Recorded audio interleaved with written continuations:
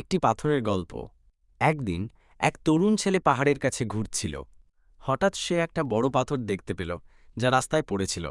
সে ভাবল, এই পাথরটা এত বড়, আমি কখনোই এটা সরাতে পারব না। সে ফিরে যেতে চাইল। ঠিক তখন এক বৃদ্ধ লোক এসে তাকে বলল, তুমি কি চেষ্টা করেছ? ছেলেটা বলল, না, এটা তো অনেক বড়, আমার দ্বারা এটা সম্ভব না।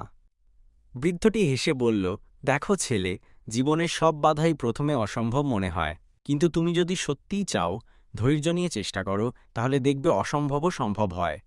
ছেলেটা উৎসাহ পেল। সে বারবার চেষ্টা করল। অনেকক্ষণ পর সে দেখতে পেল পাথরটা একটু একটু করে সরছে। অবশেষে সে পাথরটা সরিয়ে ফেলতে সক্ষম হল। বৃদ্ধ লোকটি তখন বলল, তুমি জয়ী হয়েছ, কারণ তুমি হাল ছাড়নি।